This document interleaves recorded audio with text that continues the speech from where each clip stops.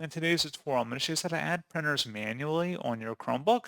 So this should hopefully be a pretty straightforward process here, guys. And without further ado, let's go ahead and jump straight into it. So all I have to do is open up the launcher menu, and you want to search for settings. Best result should come back with settings. Go ahead and open that up. On the left panel, select device.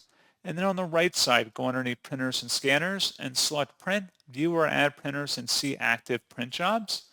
If you want to add a printer manually, there should be a button that says just exactly that right here, add printer manually.